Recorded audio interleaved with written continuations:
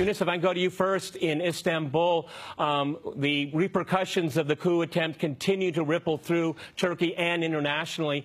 First and foremost, what kind of Turkey does Mr. Erdogan want to create? He has enormous amounts of power in his hands right now. There's nothing holding him back. What is he going to do? Go ahead.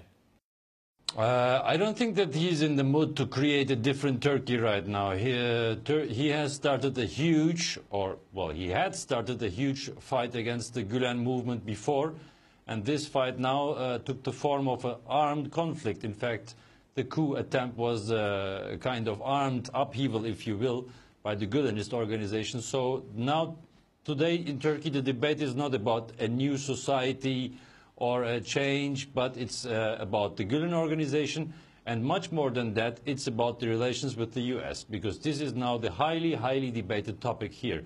There is no social change going on, and I would also doubt that Erdogan has that much power, because if you face the Gülen organization and if you declare that the US is responsible for the coup attempt in Turkey, then you have a huge enemy.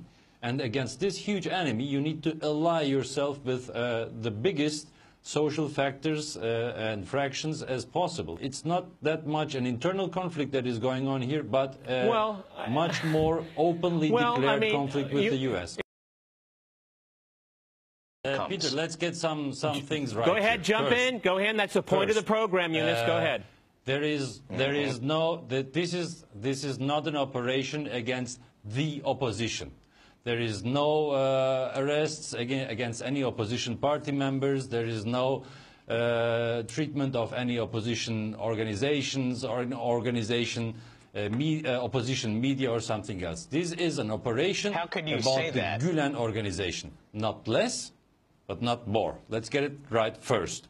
It's wrong. The second mistake that was made is to picture this conflict as a conflict between Kemalists and the government. The chief of command did not support the coup, and you do not need to doubt that the military still strongly believes in the principles of Kemalism and of the Kemalist Republic. So this is the second mistake that is made. And the third mistake is that this fight has been going on since 10 years. This is unfortunately not true, although the Gülen organization had been installing itself into the state since the 80s, actually. Before the Erdogan government even came to power, they started installing themselves into the state apparatus and playing there a pro-American role. Don't forget that their leader, this is a sect, that their leader is in the United States for 15 years. Let's talk about the United States. I want the Department of State. Okay, Daniel, go ahead, jump in.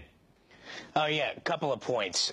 Historical context. I've been going there for over 20 years.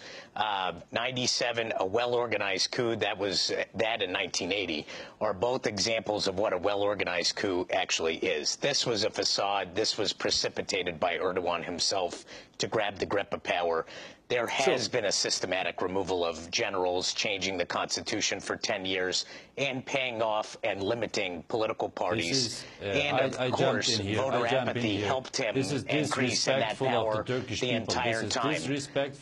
I let you speak. I want to finish my point. No, let Daniel, gentlemen, equal time, gentlemen, go ahead. No, please, Yunus, please, equal time for everyone, okay? Daniel, go ahead, finish your point.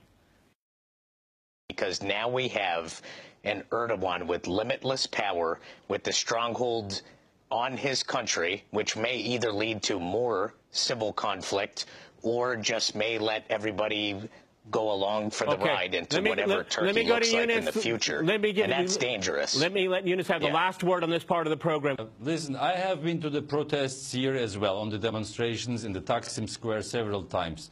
Interestingly, you don't see any party flags of his own Justice and Development Party. This is absolutely misleading to say that he is absolute power. It's the opposite. In the night of the coup, President Erdogan said the following: "We will resist like Gazi Mustafa Kemal Atatürk." Now watch out. He has no Kemalist tradition. In the night of the coup, he relied on the idea of Kemalism himself. That's how he called the people to the streets. So you're absolutely wrong if you say that he's What is going to be Turkey's policy vis-a-vis Syria, or will it change at all? Go ahead.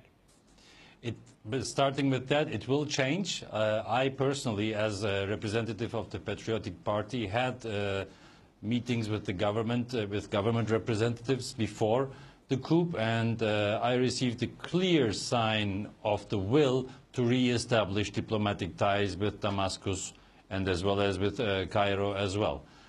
So I think this will be taken up again when things are a little bit established, and I think the reconciliation with Russia will help here as well. Now, let's get this right. Gentlemen, there is a revolution going on here. And this revolution is at least regional, if not global. Turkey is slowly leaving the Atlantic system. Yep. That's what's happening. This is a matter of Turkey's security interests. This is a matter of Turkey's economical interests. Our biggest trade partners are China, Russia, and Germany. This is a matter of culture. The United States is here not really present. So Turkey is slowly moving away from the Atlantic system, and that's the basic reason why this coup happened, and that's also the basic reason why they in the NATO are so much in panic. This is much broader, much bigger than Erdogan. This is a tectonic movement. I agree. This will affect Turkish-Syrian relations, Turkish-Chinese, Turkish-Russia, Iran, and so on.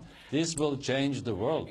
Martin, if I can go to you in Beirut here. I think. Let me go to